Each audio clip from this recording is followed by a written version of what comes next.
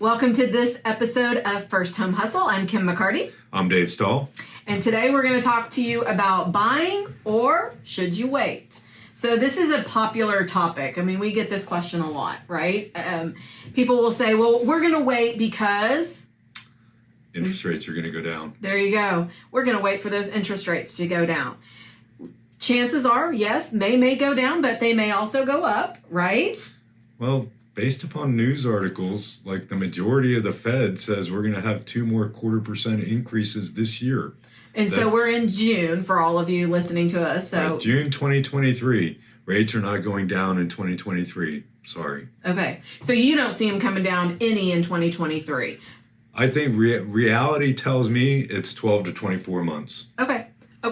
So if you're a first-time home buyer, then you really need to decide, should I buy now or should I wait? And so we did some numbers on it. We kind of did some math, as I like to call it. We did some monkey math, but you did real math. I did. Yeah, I call it monkey math. So average first-time home buyer, we're just going to say purchase price of $400. All right? $400. Interest rate today? About 7%. 7%. So 5% down, typical first-time home buyer. Because you don't have to put 20% down. You can put 5%. Right. Well, a first-time home buyer could do 3.5%, and sometimes they could even do 3%. Does conventional still have that 3% first time? Okay. Yep. So we're just going to take 5% just for ease of numbers. Take a loan amount of $380. Their principal and interest. We didn't do taxes and insurance because taxes and insurance are going to be different wherever you are in the country. Right. So we did a principal and interest payment of $25.28 plus, because they only put 5% down, they have to pay mortgage insurance, which is $149. So a total payment of $2,677. Doesn't sound too bad. Not bad. Okay. So give us the next scenario. The next scenario is we wait. So let's say we wait 2 years, because I really think my 12, 24 months, we're probably at 24 months. So let's say rates are coming down. I'm going to wait for rates to come down. Then I'm going to buy. Okay. So rates come down to 5%. At that time, you've had 2 years go by. So in the state of Texas, average appreciation is about 5%. 5%, yeah. So the math I did said that $400,000 house is now $441. Right. But because rates went down to 5%, and you and everybody else that you know was waiting for rates to go down to 5%, you are not the only offer on the table. No. So now you got to pay more than the $441, and you're likely paying 10% more. I kind of skewed the number down to make it simpler. Yeah. You're paying $480 for this house that you could have bought today at $400. Absolutely. With more negotiation power today than perhaps in 2 years, really losing your footing on negotiations. Right. Okay. Right. So 5% interest rate. 5% interest rate. Okay. Principal and interest puts you at $2,577, and you have mortgage insurance. The mortgage insurance is higher because you financed more. Right. It's $179. Total payment puts you at $2,756. Now, I know what they're thinking. What are they thinking out there right now? They're like, well, $2,677 and $2,756. That's not a huge difference. Yeah. Right? Difference is $80,000 worth of equity. Okay, so let's talk about that. Your payment didn't change, but what did? The money that you bring out of pocket, 5% of 400 is $20,000. 5% of 480, $24,000. Okay. And you said it, the equity. That's the huge part, the equity. So the other things that change, obviously replacement costs are going to be higher, so your insurance is going to be higher. For sure. Property tax is also going to be higher because they're going to reevaluate based upon the 480 that you just bought it for. Versus the 400 that you paid today. Because in most states, you get some sort of homestead exemption. So in the state of Texas, our homestead exemption keeps them from raising your property value more than 10% a year, which actually is out to vote to do 5%, right? But right now it's 10%. Well, there's some states that you pay property taxes based upon what you paid for the property. For the life? For the life. Wow, okay. So if you paid $400 instead of $480, that's a substantial difference in property taxes. Yeah, for sure. So property taxes is probably one of the biggest parts of this scenario that you're really losing out on savings on that property tax. Right. Okay? Right. So your homestead exemption really helps you. And then the competition. I mean, the competition of the market. I mean, we've seen it where the market is so crazy. You're getting 50, 60 offers. I mean, my first time home buyer price point in Allen, when we had one of those, we got 96 offers on a property. Like, that's just insane. You have no power to negotiate when that happens. If people grab on the news articles, like there was the article that we were talking about the other day, Collin County median price point went down by 9%. You got to understand what median means. It's the middle number. It's not the average. That means the high number came down a little bit, and that's what reduced the median. But what happens when rates go down to 5% is you still have all these people who wanted to buy, plus all the people who waited, and those people who still have the 3% rates on their houses are still not selling them.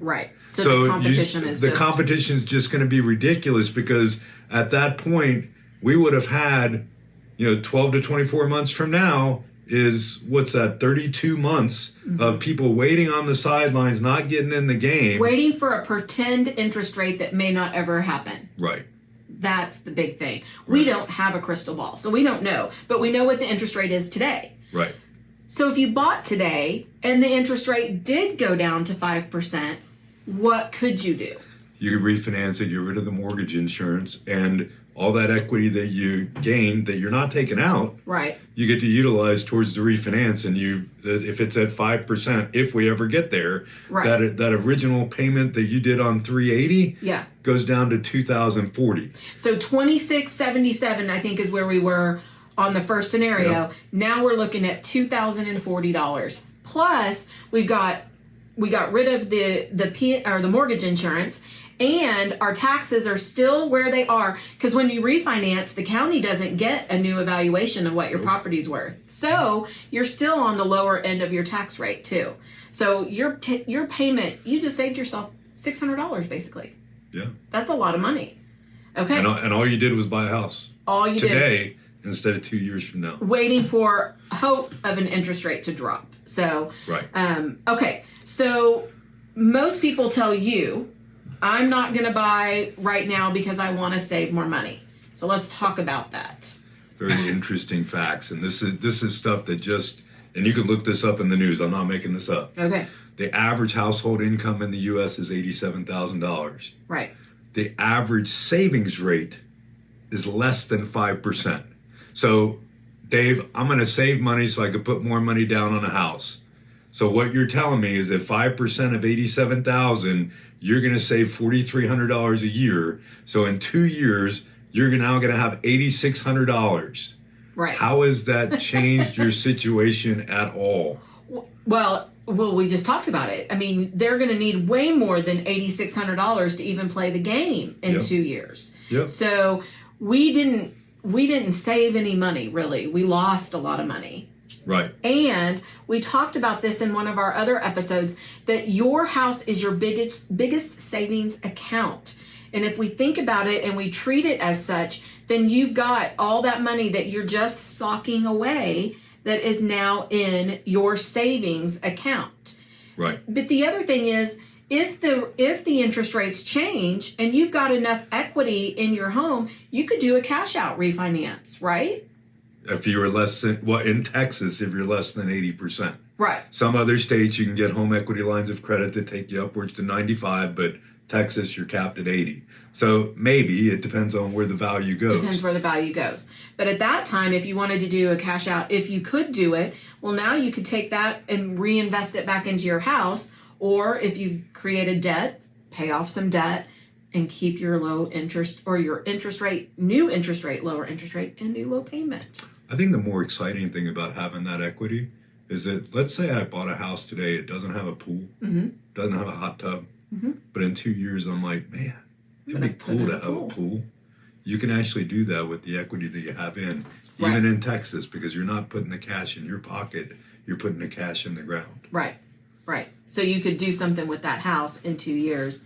So think about that. I refinance, I reduced the payment to $2,040 because I bought it $400, and then 2 years from now, let's say it cost me $70,000 to put in the pool. Okay. $70,000 on, let's call it a 20-year fixed rate. Let's say it's 6%. Okay. It's probably less than the $700 that you just saved by refinancing. 100%, yeah. So now you've got that same house that has a greater value because you put the pool in. Mm-hmm. You don't have to move, but you bought it at a lower value and you used the equity to have what you wanted to have. You just had 2 years of patience. 2 years of patience, and you didn't have to move to get the pool. We just stayed there and added the pool. So, right. Yeah. Okay, so final thoughts. Should we wait? Should we not wait? A lot of people just, the answer that they come back with is, I'm just not ready. Mm-hmm. You know, and most people, and this is just data that I've read, right? Most people, when they rent a single family home, stay in there 3 years. Yes. Okay. We all know that the big builders are building neighborhoods to rent to you. Right. They're going to let you plant whatever flowers. They're going to cut the grass. Heck, if I was your landlord, I would pay for your house cleaning twice a month to get you to stay in my house that's gaining equity because you're paying my mortgage. Right. If you continue to pay rent, you're a sucker. Yeah. You know, and that you're just giving that money away rather than doing what you should do, but you're afraid to do. And you need somebody like Kim and Dave to help you to get there, to take away that nervousness of doing it. Right. So I think the majority of people who don't buy, it's really, for the majority of them, it's the fear of the unknown. Yeah, I agree. Especially because they've never done it. And right. So they don't have someone who's educating them on the process, what to expect, what hurdles we're going to go through to get to the finish line. So I think that's the most important part, is reaching out to your trusted vendors and your trusted realtors, lenders, to find out, okay, let's talk about this. What does this really look like? And what, over time, history shows you that it's the biggest investment you're going to make. And it's the best way for you to create wealth, for sure. Absolutely. All right. And remember, if you want to reach us, you can call Dave at 972-896-8790. And you can reach me at 214-662-9308. Have a great day.